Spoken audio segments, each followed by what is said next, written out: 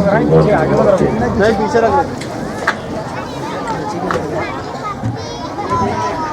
الله الرحمن الرحيم. الحمد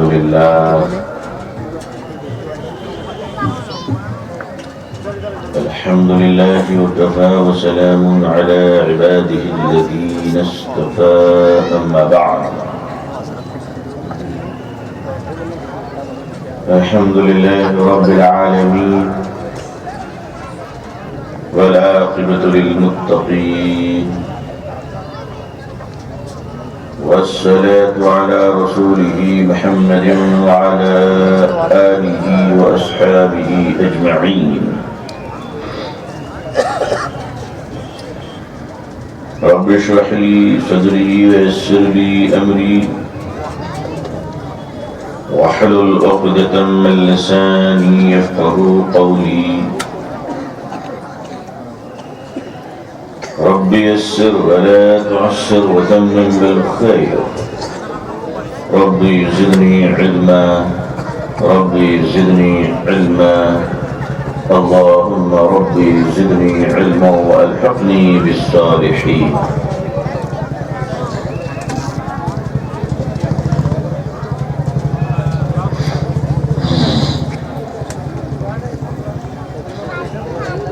أعوذ بالله من الشيطان الرجيم.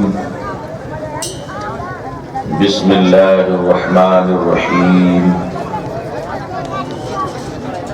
ألم تر كيف فعل ربك بأصحاب الفيل؟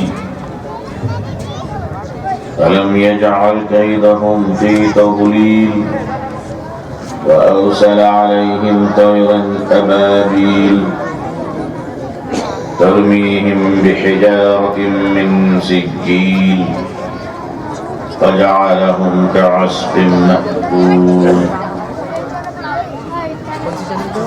صدق الله العظيم وصدق رسوله النبي الأمي الكريم. اللهم صل على سيدنا محمد وعترته بعدد كل معلوم لك. اللهم صل على سيدنا محمد عبدك ورسولك وعلى المؤمنين والمؤمنات والمسلمين والمسلمات. حضرات علماء کرام، بزرگان محترم، نوجوانان اسلام، عزیزان گرامی،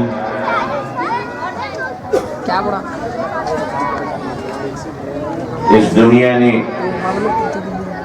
ہر دور میں بڑے بڑے سرما اور ظالموں کا سامنا کیا ہے. اس آسمان نے لاکھوں ظالموں کو دیکھا ہے اور اس دھرتی نے لاکھوں ظالموں کو دفن کر دیا ہے. ان کی تاریخ مٹ گئی جو روشنی کی تاریخ بجھانے چلے تھے. مسلمان اللہ کے دین پہ اس لیے ناز نہیں کرتا ہے کہ اس کے اندر قوت بہت زیادہ ہے. مسلمان اللہ کے دین پر ناز اس لیے بھی نہیں کرتا ہے کہ عرب کے حکمرانوں کے جوتیوں کے نیچے سے تیل کی سمندر بہا کرتی ہے، بلکہ مسلمان اللہ کے دین پر ناز نہ ریال، نہ سیال، نہ دینار، نہ درہم، نہ سونے، نہ چاندی، بلکہ غربت کی چوپڑی میں بیٹھ کر سوکھی روٹی کو بھی ہاتھ میں لے کر وہ اللہ کے دین پر اس لیے ناز کرتا ہے کہ اللہ کا دین اللہ کا پسندیدہ ہے. جو چیز اللہ کا پسندیدہ ہو جائے اس کی قدر جاننے کے لیے آدمی کو اس کا دیوانہ بننا پڑتا ہے. کسی دیوانے سے پوچھو، پروانوں سے پوچھو کہ چراغوں کا لطف کیا ہے، حال یہ ہے کہ رات بھر منڈلاتے ہیں، صبح جنازہ اٹھتا ہے۔ مسلمانوں، تم اپنی کمزوری، غربت، بدحالی، بے بسی، بے کسی، تمام تر حالات کے باوجود تمہارے دل میں اللہ کے دین کی عظمت اور تمہارے اندر اللہ کی وحدانیت کا یقین، حضور صلی اللہ علیہ وسلم کی رسالت اور آخری رسول ہونے پر ایمان، یہ حد درجے رہے ایسا کہ زندگی ختم ہو جائے یقین باقی رہے، موت آ جائے مگر ایمان کا دامن ہاتھ سے چھوٹنے نہ پائے۔ دنیا میں دو طریقے کے لوگ ہیں، ایک وہ جو ذرا سی چیزوں کے چکر میں اپنی آبرو کا سودا کر لیا کرتے ہیں، مرنا ان کو بھی ہے جو بڑے سنگھاسن پر بیٹھتے ہیں، موت تو ان کو بھی آتی ہے اور آنی ہے، پہلے آ چکی ہے، اب آتی رہے گی۔ جو لوگ کچرے کے ڈبے میں پرورش پا کر فٹ پاتھ میں اخبار اور کارٹون اوڑھ کر زندگیاں گزار لیتے ہیں، موت ان کو بھی آتی ہے، اور بادشاہت کی کرسی پہ بیٹھنے والے تاج و تخت کے مالک کو بھی موت آتی ہے۔ زندگی بچانے کے لیے دین کا سودا، زندگی بچانے کے لیے آبرو کا سودا، عزیزان ملت، دین کو بیچنے کے لیے، زندگی بچانے کے لیے ایمان کا سودا، یہ وہ گھٹیا انسان کر سکتا ہے جس کے خون میں گھٹیا پن کا جراثیم آ چکا ہو، ورنہ مسلمان تو وہ ہے کہ حضرت بلال کے سینے پر چٹان رکھا جاتا ہے اور کہا جاتا ہے کہ بلال انکار کر دے اللہ کی ذات سے۔ بلال کہتے ہیں جس زبان سے اللہ کی پاکیزگی کا اعلان کر چکا ہوں، اس زبان سے کفر و شرک کی غلاظت کا اعلان نہیں کر سکتا۔ ظالموں، تمہیں اپنے دست و بازو پہ بڑا ناز ہے تو یہ اسے ڈراؤ جسے موت سے خوف لگتا ہو۔ مسلمان زندہ ہے تو غازی، مر گیا تو شہید،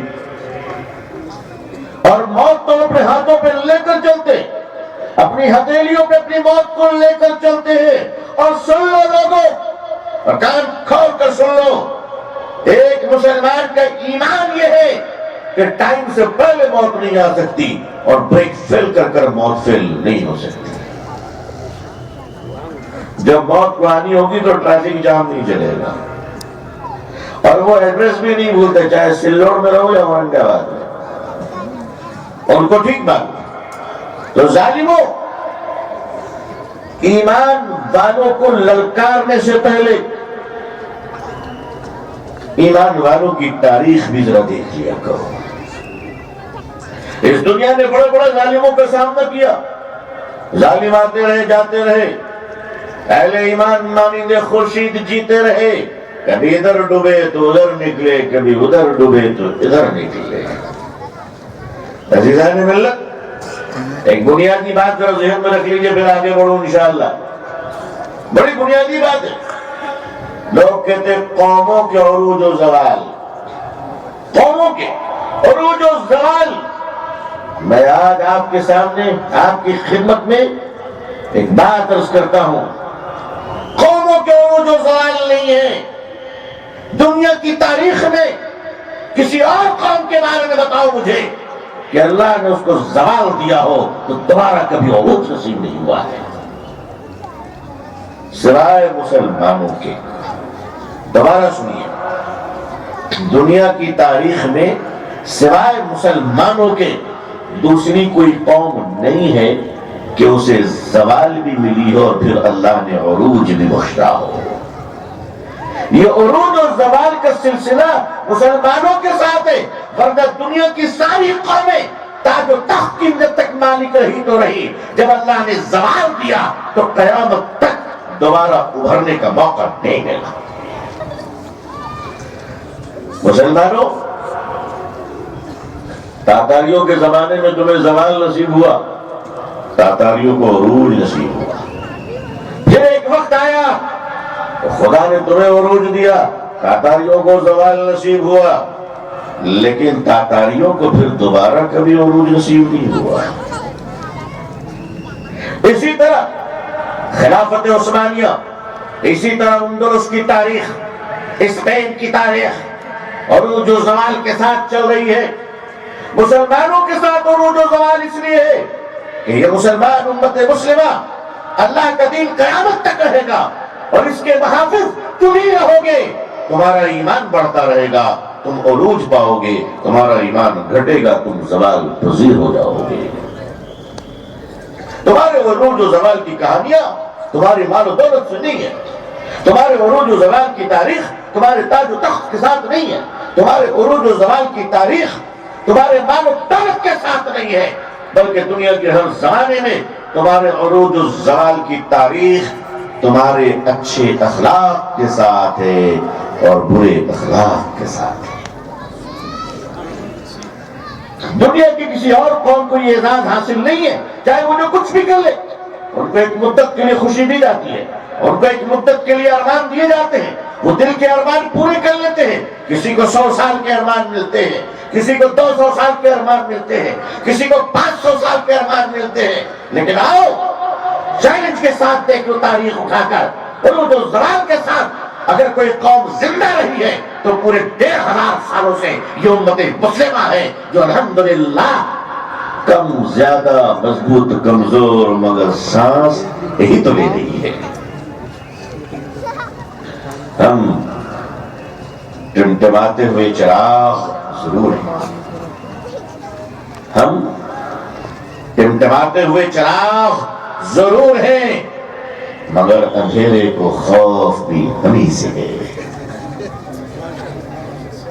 اندھیرے کو ڈر بھی ہمیں سے ہے۔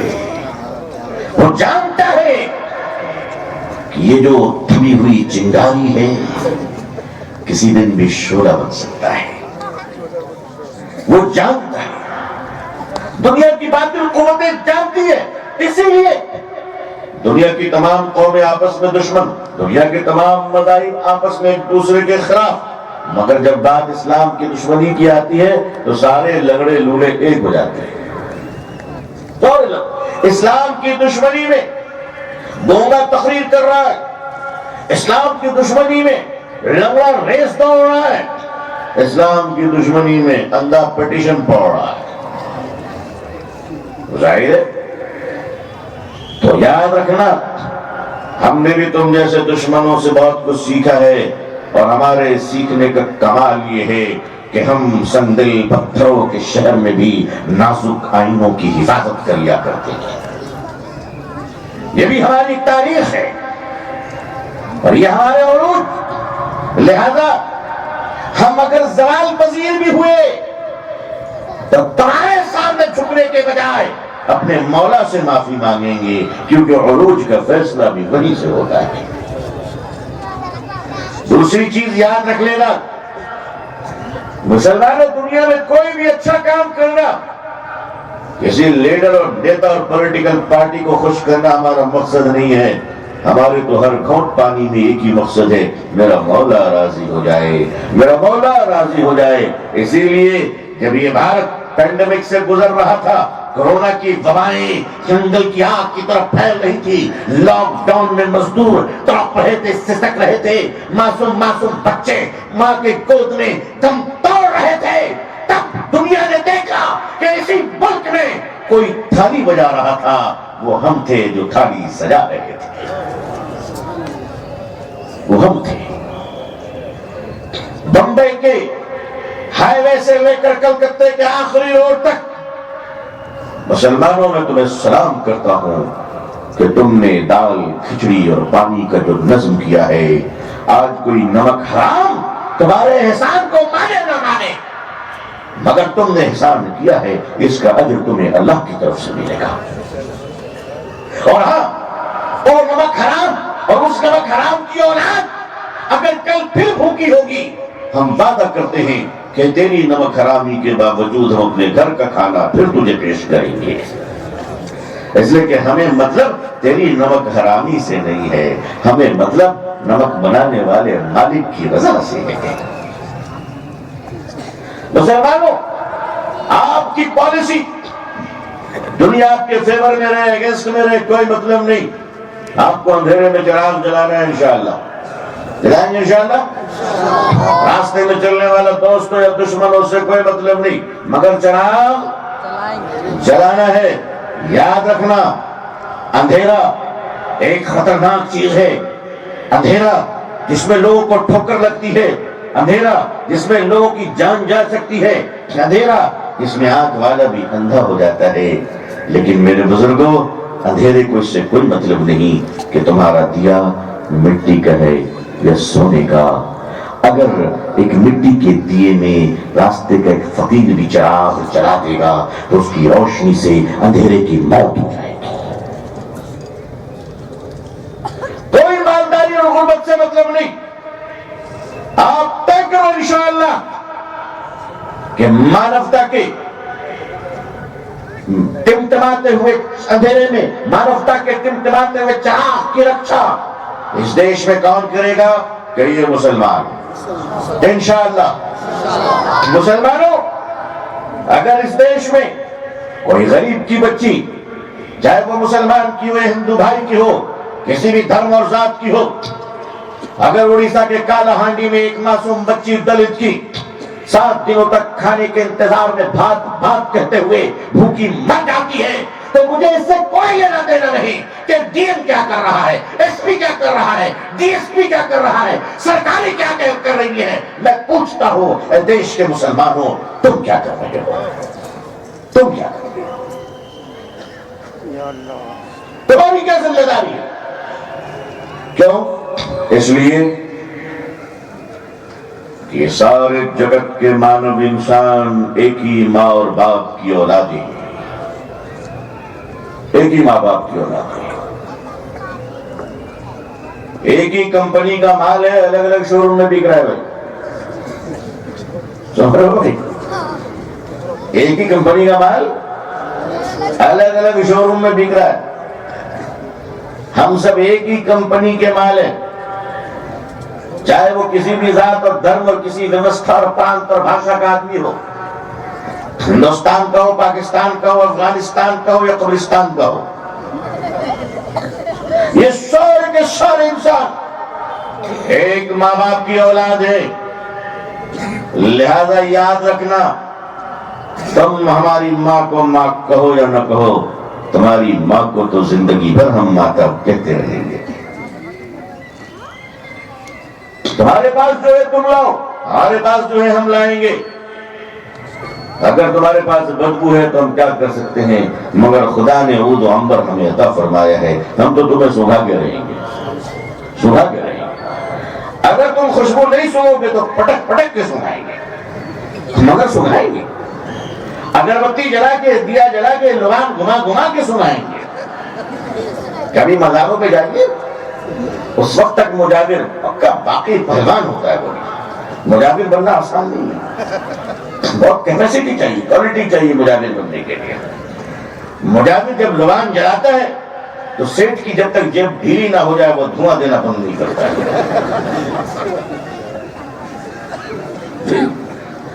اور وہ جب کسی عورت کا جن چھڑاتا ہے تو اللہ اکبر اللہ اکبر، ایسا جھومتی ہے، وہ ایسا جھومتی ہے کہ جنات بھی بغل میں کھڑا ہو کر کہتا مالک کتنا اچھا تو ہم بھی نہیں جھوم پاتے۔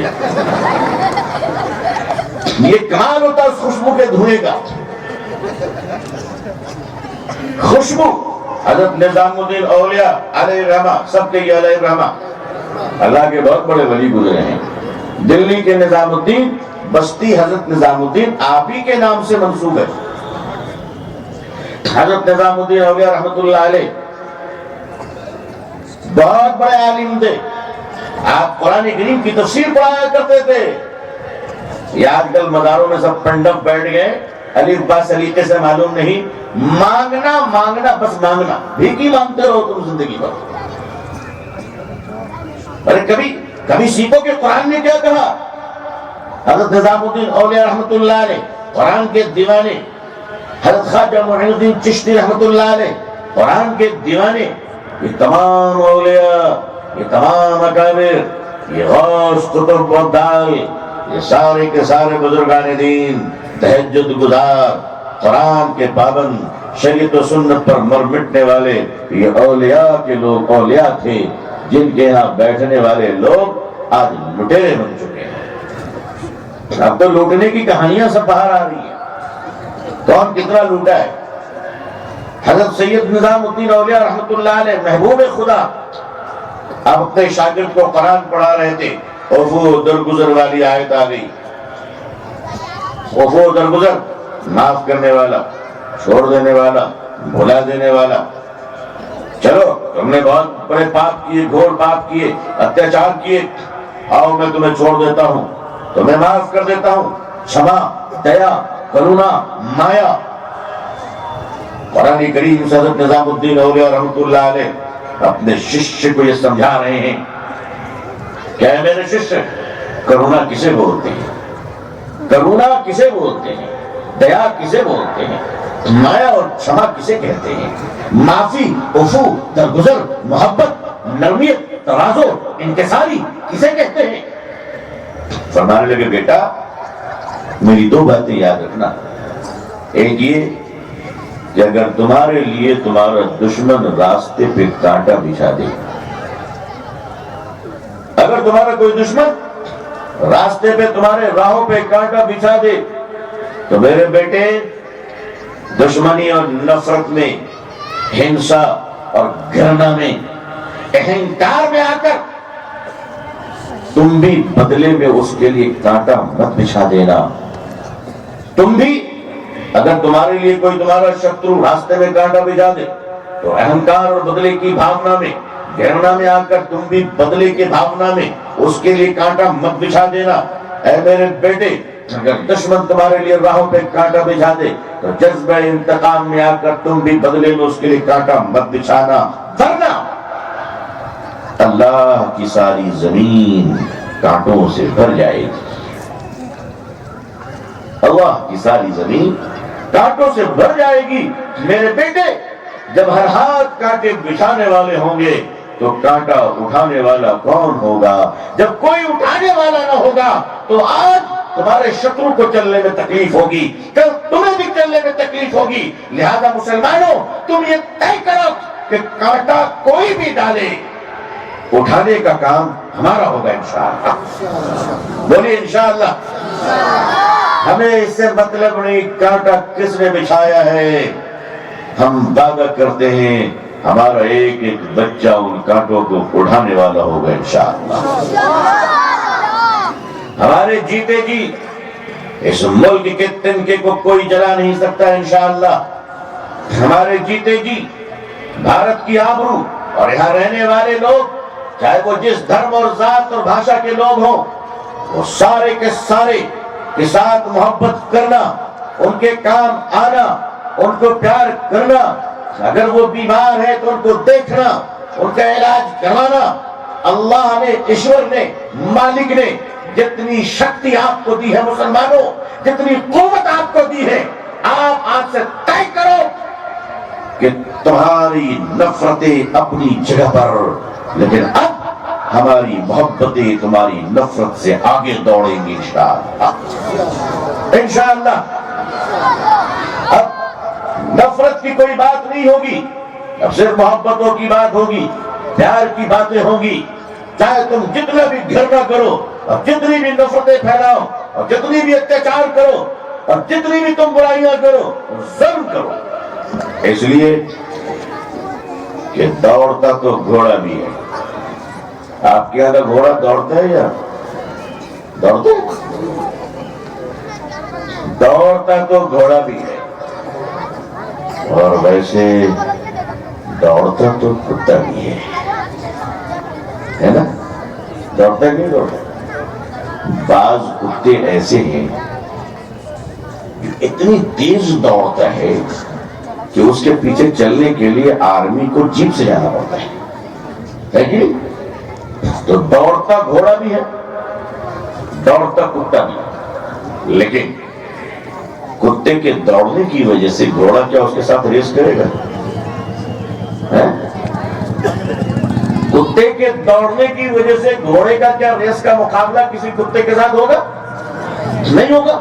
اور اگر ہو گیا اور کتا جیت گیا، گھوڑا جیت گیا، تو آپ بتائیے کتے سے جیت کر گھوڑا کس کو منہ دکھائے گا؟ گھوڑا کہے گا پھول کا مالا پہنا ہم جیت کے آئے، بولے کس سے؟ بولے کتے سے۔ وہ دکھانے کے قابل، اور خدا نہ خواستہ اگر ہار گیا تب تو جینے کے قابل نہیں ہوگا کہ کم وقت ہارا بھی تو کتے سے۔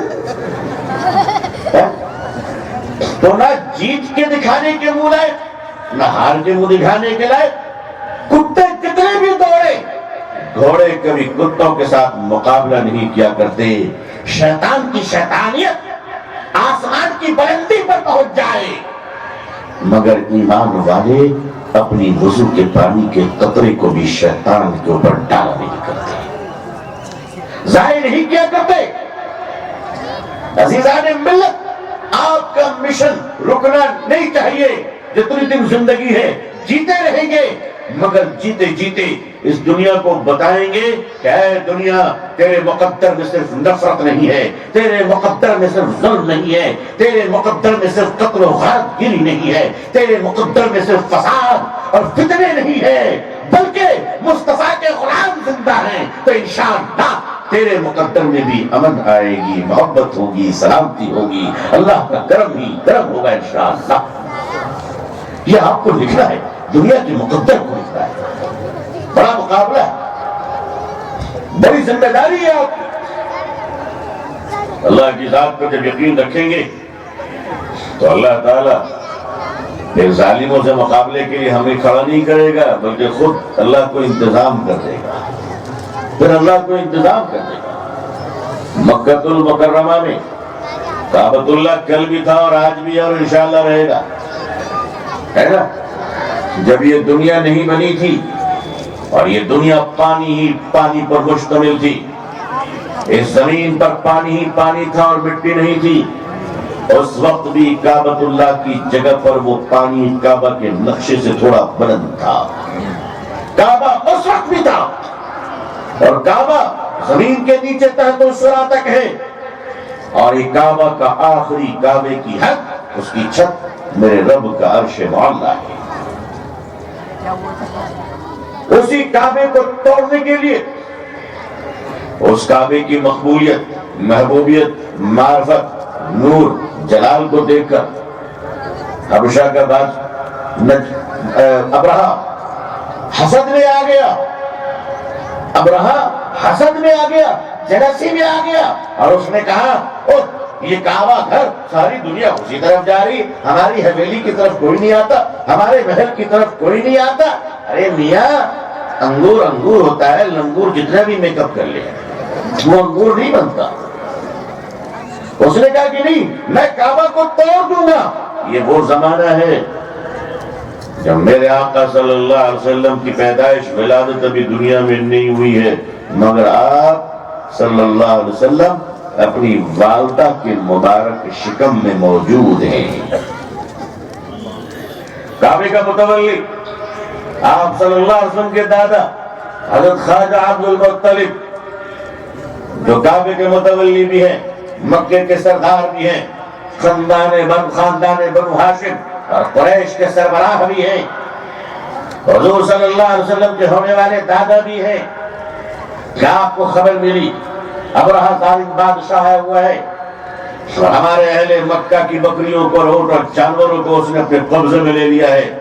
سردار اپنی رعایا کی طرف سے کعبے مکہ المکرمہ کا رئیس اپنے لوگوں پر ہونے والے ظلم کے خلاف درخواست لے کر ابرہہ کے پاس پہنچا، اور ابرہہ سے کہا، ابرہہ ہمارے لوگ ہمارے جانوروں کو لے کر آئے ہیں، اپنے لوگوں سے کہہ دو کہ ہمارے جانوروں کو چھوڑ دیں۔ ابرہہ نے کہا ان کے جانوروں کو چھوڑ دو۔ پھر ابرہہ نے کہا، عبد المطلب اور کسی میٹر ایشو پر ہم سے ڈسکشن نہیں کرو گے؟ عبد المطلب نے کہا کیا کرنا ہے؟ ابرہہ نے کہا کہ میں کعبہ کو توڑنے آیا ہوں، کیا تم ہم سے کوئی سودا اور ڈیل نہیں کرو گے؟ حضرت عبد المطلب نے کہا ابرہہ جانور ہمارے تھے، ہم نے چھڑا لیا، ایمان ہمارا دیکھنا ہے تو دیکھ لو، کعبہ خدا کا گھر ہے، وہ بچا لے گا۔ یہ ایک ایمان حضرت عبد المطلب نے اس زمانے میں، اس دور میں ایمان کا ایک نمونہ لانچ کیا۔ اور مکہ ہے، آنے کے بعد اپنے بہو حضرت آمنہ سے فرمایا بیٹا آؤ کعبے میں دعا کر لیں۔ حضرت آمنہ تشریف لائی، شکم میں نبی کریم صلی اللہ علیہ وسلم ہیں، حضرت آمنہ دعا فرماتی ہیں، حضرت عبد المطلب آمین کہتے ہیں کہ اے اللہ ہم کمزور ہیں تو اپنے گھر کی حفاظت کر لے۔ اللہ نے فرمایا ٹھیک ہے، تم لوگ سب بنکر میں جاؤ، شیلٹر میں جاؤ، دیکھو میں کیسے حفاظت کرتا ہوں۔ اور اس طرف سے ابرہہ نے اپنے لشکر کو تیاری کا حکم دیا، گھوڑے تیار، گھوڑے پر بیٹھ کے سپاہی بیٹھ گئے، ہاتھی پہ بیٹھنے والے سپاہی، ہاتھیوں کے جھڑ کے لشکر تیار ہو جاؤ، اونٹ کے لشکر تیار ہو جاؤ، بھالو سب اپنے اپنے ہاتھوں میں بھالا اور جانوروں پہ بیٹھ کے تیر اور کمان کے ساتھ وہ سارے کے سارے ظالموں کا لشکر جس کو اپنے مسل پاور پہ بڑا غرور تھا، اپنے جانور، اپنے لشکر، اپنے سپاہی، اپنے اونٹ، گھوڑے اور ہاتھیوں کے اس بڑے فوج پر اسے بڑا ناز تھا کہ آج تو کعبہ توڑ دوں گا، آج تو میرے ظلم کا سکہ بول اٹھے گا، آج تو میں بتاؤں گا کہ اس زمین کا بادشاہ ابرہہ کتنا طاقتور ہے۔ یہ کہتا ہوا وہ جھومتا ہے اور دوسری طرف اللہ تعالیٰ اپنی ایک آرمی کو کہتے ہیں الرٹ۔ آرمی کا کون؟ ابابیل، 10-10 گرام کے چھوٹے چھوٹے پرندے۔ اللہ نے آواز دی میرے فوج آ جاؤ۔ سارے چھوٹے چھوٹے پرندوں نے جب اڑان بڑھی نا تو سب دیکھنے میں لگ رہا تھا F-16 تیار جا رہا ہے۔ امریکہ نے جو فائٹر پلین رکھا تھا F-16، یہ ابابیل کی نقل ہے۔ آپ ابابیل کو دیکھیے اور F-16 کو دیکھیے، ایسا لگتا ہے کہ ابابیل کا ابا اڑ رہا ہے۔ چھوٹے چھوٹے پرندے ابابیل، اللہ نے فرمایا ریڈی، جنگ کرنا ہے، لڑائی میں جانا ہے۔ ابابیل خوش ہو گیا، چلو کسی کام کے تو ہم بھی ہوئے الحمدللہ۔ اللہ نے کہا ہتھیار لوڈ کرو، کہا کیا؟ ریگستان میں گری ہوئی کنکریاں اٹھاؤ، چوچ میں پکڑو، چنگل میں۔ پرندوں نے کہا اللہ بھی اس کے بعد کیا کریں گے؟ اس کے پاس تو ہاتھیوں کی فوجیں کچل دے گا، گھوڑے اور اونٹ۔ فرمایا میری مخلوق پرندے ابابیل، اس ظالم کا مقابلہ تمہیں کرنا ہے، اپنے چنگل چوچ سے چھوٹی چھوٹی کنکریوں کو ان کے سروں پہ گرانا، یہ تمہارا کام ہے۔ ہر کنکری کو ایٹم بم بنانا یہ میرا کام ہے۔ دنیا نے دیکھ لیا کہ مکے میں ہاتھیوں کا بھوسا بھر گیا، ہاتھیوں کے سر بھوسے میں تبدیل ہو گئے۔ ایک ایک کنکری سپاہی کے سر پہ گرتی تھی تو ہاتھیوں کے دماغ سے ہوتے ہوئے پیٹ سے نکل جاتے تھے اور ہاتھی بالکل کھوکھلے ہو جاتے تھے کہ جیسے اس کے پورے جسم کو کسی نے کھا لیا۔ ایسی بارود، ایسی آتشی بارود اللہ تعالیٰ نے اس کے اندر پیدا فرما دی اور پورے کے پورے نیست و نابود کر دیے گئے۔ عائشہ رضی اللہ تعالیٰ روایت کرتی ہے کہ اس میں سے جو سپاہی بچ گئے تھے وہ سب اندھے ہو گئے تھے۔ میرا بچپن تھا، میرے بچپنے میں ابرہہ کے بچے ہوئے سپاہیوں میں ایک بوڑھا سپاہی اندھا مکے کی گلیوں میں بھیک مانگا کرتا تھا۔ یہ مائنورٹی اور میجورٹی کیا چیز ہے؟ نو کوسچن۔ کسے کہتے ہیں مائنورٹی اور کسے کہتے ہیں میجورٹی؟ یہ تو دنیا میں آئی واش کرنے کا طریقہ ہے۔ ایماندار اگر مائنورٹی میں بھی رہے تو بے ایمان میجورٹی سے افضل رہے گا انشاءاللہ۔ دنیا میں ساری دنیا بے ایمانوں سے بھر جائے مگر ایک ایماندار اگر رہے، ایک ایماندار، تو وہ کوانٹٹی کے لحاظ سے مائنورٹی ہو سکتا ہے لیکن لائلٹی کے پاور کے اعتبار سے وہ سب سے پاورفل میجورٹی رہے گا انشاءاللہ۔ دنیا کی تاریخ میں بہت سارے مائنورٹی میجورٹی دیکھے ہم لوگوں نے۔ حضرت ابراہیم علیہ السلام اللہ کے پیغمبر، حضور صلی اللہ علیہ وسلم کے جد امجد ہیں. آپ کے دونوں بیٹے حضرت اسحاق علیہ السلام سے قوم بنی اسرائیل کا وجود رہا اور ان میں انبیاء علیہ السلام کی بھرمار رہی. اور آپ کے دوسرے بیٹے حضرت اسماعیل علیہ السلام سے امام الانبیاء خاتم النبیین صلی اللہ علیہ وسلم کی بعثت مبارکہ ہوئی. حضرت ابراہیم علیہ السلام اللہ کے جلیل القدر پیغمبر ہیں. بڑی آزمائشوں سے گزرے. بیٹے کو ذبح کرنے کی نوبت آ گئی. بچا لیا اللہ نے, ہم سب کو بچا لیا. وہ تو کامیاب ہو ہی جاتے. اس کے بعد کیا ہوتا ہمارا؟ حضرت ابراہیم علیہ السلام یہ بڑی قربانیاں دی. مکہ ویران تھا, کوئی انسان نام کی چیز نہیں. اللہ کے حکم پر اپنی بیوی اور اپنے بیٹے کو چھوڑ کر نکل گئے. فرمایا کہ اللہ محافظ ہے. یہ اللہ کی ذات کا یقین تھا. نمرود سے پالا پڑا. نمرود نے للکارا, آپ نے نمرود کو للکارا.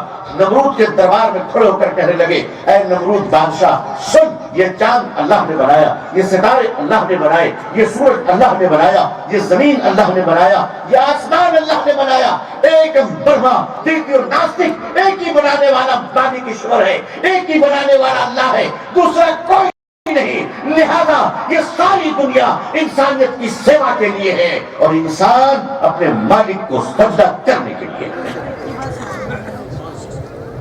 دوسرا کچھ نہیں.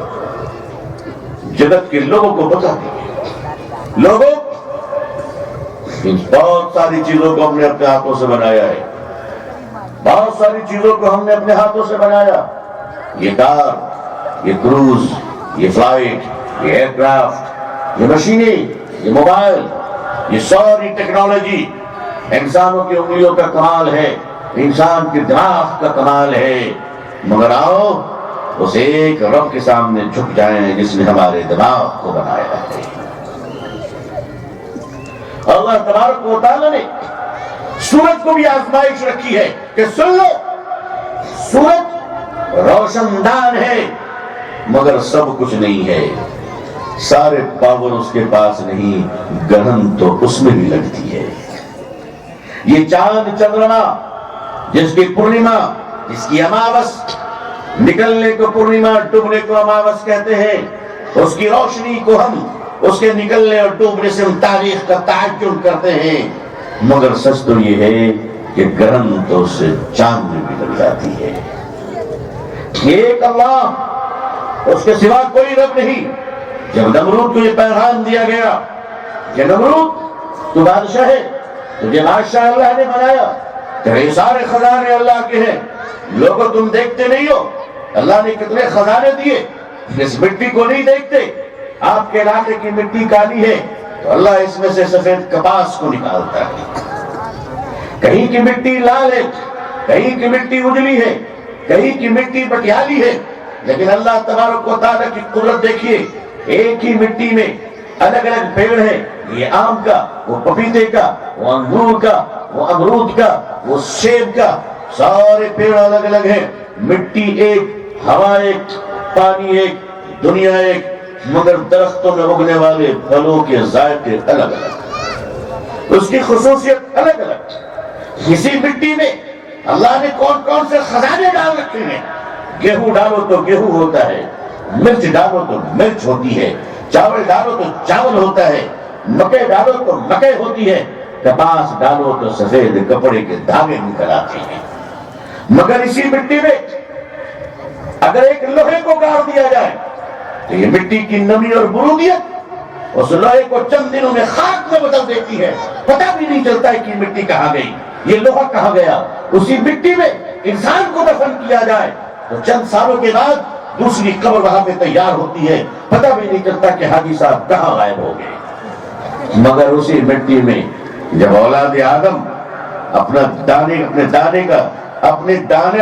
ڈالتا ہے, گیہوں کا دانہ ڈالتا ہے, چاول کا دانہ ڈالتا ہے, تو سنو اس مالک نے ادھکار، اس مالک نے آدیش دیا اس مٹی کو، اس رب نے حکم دیا اس مٹی کو، اے مٹی انسانوں کو گلا دینے والی، اے مٹی لوہے کو گلا دینے والی، سن لے میرے بندے نے بڑی امیدوں سے گیہوں کا دانہ ڈالا ہے، اسے خاک میں بدلنے کے بجائے میرے بندے کو 100 دانوں میں امانتاً واپس کر دو۔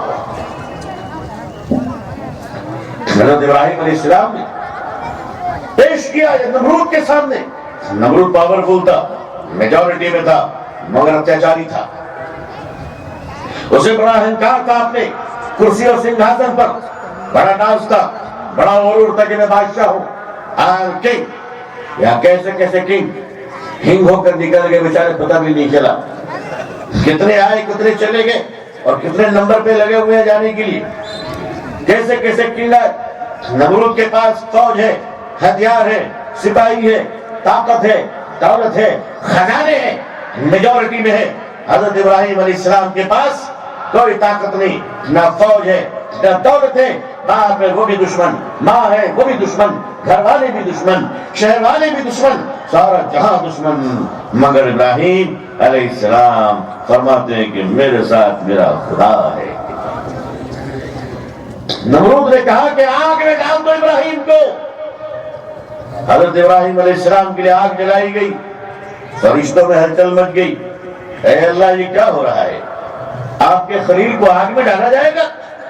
آپ مجھے اجازت دیجیے میں پر مار کر آگ کو ٹھنڈی کر دوں۔ اللہ نے فرمایا ایک بار میرے ابراہیم سے پوچھ لو، اس کو تمہاری مدد چاہیے۔ فرشتوں نے آ کر پوچھا ابراہیم آپ اجازت دے تو میں ایک پر ماروں آگ ٹھنڈی ہو جائے۔ حضرت ابراہیم علیہ السلام نے فرمایا کیا یہ اجازت میرے رب نے دی ہے؟ کہا نہیں، میں اپنی پسند سے آیا ہوں۔ فرمایا مجھے نبی جب میرے رب نے بنایا ہے تو آگ سے میرا رب بچائے گا، اور کوئی نہیں۔ نمرود میجورٹی میں، ابراہیم علیہ السلام مائنورٹی میں، مائنورٹی کو میجورٹی کے خونی چنگل نے پکڑا اور آگ میں ڈال دیا۔ قدرت کی طرف سے آواز آئی آگ نمرود کے لیے جلتی رہ، ابراہیم کے لیے گیسٹ ہاؤس بن جاؤ،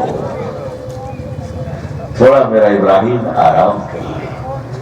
حضرت ابراہیم علیہ السلام آگ میں جا کر ٹہل رہے، نمرود کی بیٹی نے اوپر سے جھانک کر دیکھا تو نظر آ گئے۔ فرمایا بابا کیا کر رہے ہیں آگ میں؟ کب ٹہل رہا ہوں؟ فرمایا آپ ٹہل رہے، آپ پر میں ایمان لائی۔ نمرود کی بیٹی ایمان لاتی ہے اور محل سے اسی آگ میں کود جاتی ہے۔ کیا بگاڑ گیا؟ کون سی طاقت؟ کہا کہ اب نمرود اتنا بڑا آدمی ہے، اس کا ٹریٹمنٹ کیسے کروایا جائے؟ اللہ نے فرمایا بھیجتا ہوں ڈاکٹر مچھر کو۔ اب ایک ڈاکٹر مچھر آئے، اب وہ بھی اللہ کا بندہ، ایک ٹانگ کا لنگڑا، بینڈیج بھی نہیں بنوا لیجیے، ایک پاؤں کا لنگڑا مچھر ہیلی کاپٹر بیل فون ناٹ 7 کی طرح آیا اور سیدھا نمرود کے ناک میں گھس کر مغز کے ایئرپورٹ پہ لینڈ کر دیا۔ اب ادھر مچھر نے اپنا کام شروع کیا، نمرود نے اپنا کام شروع کیا۔ مچھر وہاں کاٹ رہا ہے، یہ یہاں اچھل رہا ہے۔ بتاؤ کا علاج کیا ہے؟ کا علاج موچی کے سڑے ہوئے چپل صبح 20 شام 20۔ ایک موچی آئے سڑے ہوئے چپل کو لے کر صبح شام دے دن جوتا، 20 جوتا صبح 20 جوتا شام، کھاتا گیا اور کھاتا کھاتا بچا نہیں، پھر بھی مر گیا۔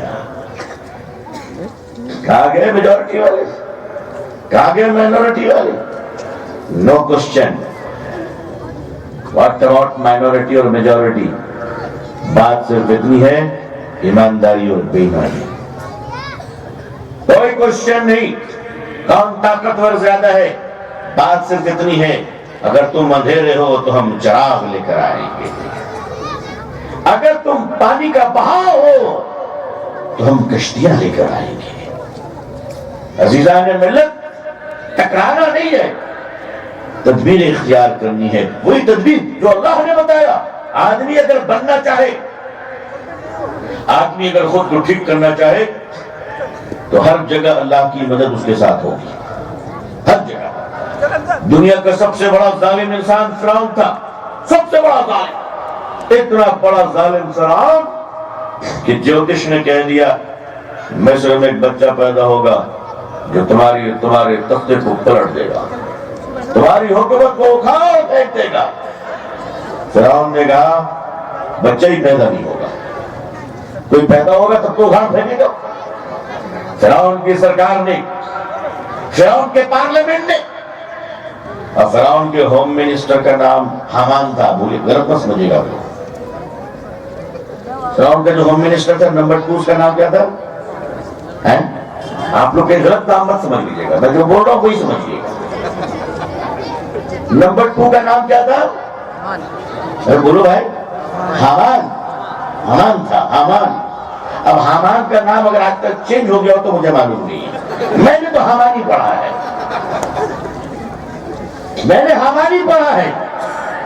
حامان فرعون کا نمبر 2، اس نے کہا تیار ہے ہمارے پاس، ہم کسی گھر میں کسی بچے کو پیدا ہونے دیں گے۔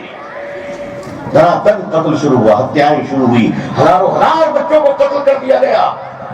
فرعون نے، فرعون کی شکتی نے، فرعون کے نمبر 2 رائٹ ہینڈ نے، حامان نے، فرعون کی طاقت نے، فرعون کے سپاہی نے، فرعون کی پوری گورنمنٹ نے کہا ہم بچہ کو پیدا ہونے نہیں دیں گے۔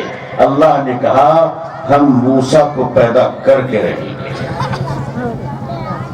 کر کے رہیں گے۔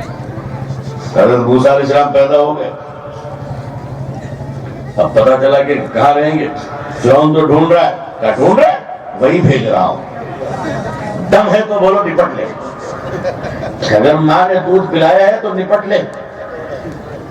کہا کہ فرعون جس کو ڈھونڈ رہا ہے، خدا کی قدرت کہہ رہی ہے میں موسیٰ کو وہی تو بھیج رہا ہوں، مہمان بھی تیرا ہی ہوگا۔ اللہ کی قدرت، اللہ کی طاقت۔ موسیٰ علیہ السلام سوئمنگ کرتے ہوئے تیرتے ہوئے پہنچ گئے فرعون کے دربار میں۔ اب پوچھا کہا ہے تو ہی ہے؟ حضرت آسیہ نکلی، گود میں لے لی۔ فرعون پہ کچھ نہیں چلا، کچھ نہیں چلا۔ اسی لیے بعض لوگ کہتے ہیں بیوی مت رکھو، رہے گی تب تو چلے گا، نہ رہے باس نہ بجے بانسری۔ اس لیے آج کل فتنہ چل رہا ہے، لیو ان ریلیشن، عورت کو صابن کی طرح استعمال کرو اور یہ میاں شیخ صاحب آگے بڑھ جاؤ۔ مسلمانوں تمہاری ذمہ داری ہے کہ تم اپنی بیٹی کے اور ساری دنیا کی بیٹیوں کی رکشا کرو گے انشاءاللہ، کریں گے انشاءاللہ۔ بازار سے جب گزرو گے مسلمانوں تو اپنی نظر کو نیچی رکھنا، کسی کی ماں بہن کی طرف آنکھ اٹھا کر مت دیکھنا۔ اور نوجوانوں تم جب بائک چلاتے ہو تو ایسا چلاؤ کہ دنیا جب تمہیں دیکھے تو کہے کہ انسان کی اولاد جا رہا ہے، یہ نہ کہے کہ چائنیز مال کا یوز اینڈ تھرو لڑکا جا رہا ہے، مگر ادھر گیا تو ادھر اسپتال میں ملے گا، ایسا نہ ہو۔ ماں باپ بھی رحم کرو، بائک چلاؤ، ہیلمٹ پہنو، سگنل کو فالو کرو، ٹریفک پولیس کی عزت کرو انشاءاللہ۔ سڑک کے کنارے سے چلو، اور ہاں چچا نانا ماموں سب کو مت بٹھا لینا، 2 آدمی کو بٹھاؤ، عزت کے ساتھ چلو بھائی، عزت کے ساتھ چلو۔ اور اگر تمہارے آگے کوئی آدمی اپنی فیملی کے ساتھ جا رہا ہے، بچے اور عورت کے ساتھ جا رہا ہے، تو ان کو آگے جانے دو، تم سلو ہو جاؤ، تاکہ فیملی ہے بیچارے کے ساتھ، کہیں کچھ چوٹ لگ گئی تو نقصان پہنچ سکتا ہے۔ یہ رحم کرو آپ، لمبی لمبی تقریر اور جلسہ نہیں، یہ کام کرنے کے ہیں۔ اہل سلور آپ تو ویسے بھی شریف ہو ماشاءاللہ، کل سے اور شریف بنیں گے انشاءاللہ جی۔ بھائی انسانوں کی طرح چلاؤ، دوسروں کے ماں بہن کی عزت کرو انشاءاللہ۔ فرعون بڑا ظالم تھا، اس نے کہا موسیٰ کو پیدا ہونے نہیں دیں گے۔ اللہ نے موسیٰ علیہ السلام کو پیدا بھی کیا، دنیا میں بھیجا، اور کہاں پرورش کروایا؟ پرورش کہاں ہوئی؟ پالن پوشن فرعون کے گھر میں۔ دودھ کس کی پیے؟ ساری عورتیں بولی میرا پیو، اسی میں ماں بھی چھپی ہوئی تھی، اپنی ماں کا دودھ پیے۔ حضرت موسیٰ علیہ السلام نے اپنی ماں کا دودھ پیا، فرعون کو پتہ نہیں ماں ہے، دودھ جب پی لیے تو فرعون سے بولا اس کا بل پیمنٹ کرو، ٹھکائی تمہاری کروں گا تو پیسہ کون خرچہ کرے گا؟ پیسہ بھی خرچہ ہوا۔ فرعون اتنا ظالم تھا کہ اپنے نافرمانوں کو اور اپنے نہ ماننے والوں کو اور فرعون کی خدائی کا انکار کرنے والوں کو فرعون ظلم بھی کیا کرتا تھا اور بہت بری طریقے سے ظلم کیا کرتا تھا۔ اتنے بڑے ظالم کی بیوی حضرت آسیہ رضی اللہ تعالیٰ عنہ جانتی تھی کہ فرعون میرا شوہر ہے، مجھ سے جتنی محبت کرتا ہے، اگر میں خدا کے دین کو اپنا لوں، موسیٰ کو نبی مان لوں تو یہ شاید میری بوٹیاں کروا دے گا، کتوں کو میرے پیچھے لگوا دے گا۔ مگر اتنے ظلم کا احساس ہونے کے باوجود فرعون جیسے ظالم کے گھر میں جب اللہ نے تبدیلی پیدا کی تو آپ کی بیوی حضرت آسیہ ایمان لے آتی ہے۔ آدمی جب خود کو بنانا چاہتا ہے فرعون جیسے ظالم کے گھر میں حضرت آسیہ بن جایا کرتی ہے۔ اور نکمے لوگ، شکایت کرنے والے لوگ، کام نہ کرنے والے لوگ، اپاہج لوگ، یہ لوگ جب خود کو نہ بدلنا چاہے تو نبی کے گھر میں نبی کی اولاد حضرت نوح کا بیٹا کنعان خود کو نہیں بدل پاتا ہے، خود کو نہیں بدل پاتا ہے۔ اس لیے اپنے آپ کو بدلنے کی فکر کریں کہ انشاءاللہ ہم خود کو ایسا بدلیں گے کہ اپنے گھر والوں کے لیے اچھے ہوں گے، انشاءاللہ اپنے محلے والوں کے لیے اچھے ہوں گے، اپنی مسجد والوں کے لیے اچھے ہوں گے۔ مجھے کہہ لینے دیجئے اپنے شہر اور اپنے دیش بھارت کے لیے اور پوری دنیا کے لیے اچھے ہوں گے انشاءاللہ۔ میرے بھائیوں، گٹکا کھا کر تھوکنے کا فیشن بہت چل پڑا ہے، اس سے توبہ کرو، اس سے توبہ کرو۔ سڑک پہ جہاں تہاں مت تھوکا کرو، اپنے شہر کو صاف رکھو، یہ حضور صلی اللہ علیہ وسلم کا دین ہے۔ اپنے گھر کے دروازے کو صاف رکھو، اپنا کچرا کسی کے دوسرے کے دروازے پہ مت پھینکو، یہ گناہ ہے، یہ گناہ ہے۔ پڑوسی کے دروازے پہ تھوکو مت، چاہے وہ پڑوسی کسی بھی مذہب کا کیوں نہ ہو، یہ گناہ ہے۔ راستے پر جب چلو تو آپ دوسرے چلنے والوں کی عزت کرو۔ پولیس جو ڈیوٹی میں رہتی ہے اس کو اپنا بھائی انسان سمجھیں، ان کی عزت کریں، ان کی بات مانیں۔ آپ کو قدم قدم پر انسانیت کا پیغام دینا ہے اس طرح کہ یہ دنیا جب آپ کو دیکھے تو یہ دیکھ کر کہنے پر مجبور ہو جائے کہ اللہ، امت اتنی اچھی ہے تو امت کا رسول کتنا اچھا ہوگا صلی اللہ علیہ وسلم۔ دعا کیجئے کہ اللہ تعالیٰ پوری دنیا میں ہم سب کو اسلام کی عزت دیکھنا نصیب فرمائے۔ اقوام عالم، اہل ہندوستان کے دلوں میں اللہ اسلام کے لیے اور مسلمانوں کے لیے جذبہ محبت و احترام و اکرام پیدا فرمائے۔ اللہ ہمیں اور آپ کو پوری امت مسلمہ کو عزت، عافیت، سلامتی، خیر، خوشحالی، صحت و تندرستی کے ساتھ اسلام پہ زندگی، ایمان پر خاتمہ نصیب فرمائے۔ اللہ ہمارے دیش بھارت میں امن و شانتی عطا فرمائے، اس ملک کو ترقی عطا فرمائے، اس ملک میں مسلمان، ہندو، سارے دھرم و ذات کے بیچ مانوتا اور انسانیت کی بنیاد پر پیار، محبت عطا فرمائے۔ اللہ تعالی ہم سب کو ایک دوسرے کے کام آنے کی توفیق عطا فرمائے۔ اللہ ہم سب سے راضی ہوں، آپ سب بھی اپنی دعاؤں میں ہمیں یاد رکھیے گا۔ آخر دعوانا الحمدللہ رب العالمین، والسلام علیکم ورحمۃ اللہ وبرکاتہ۔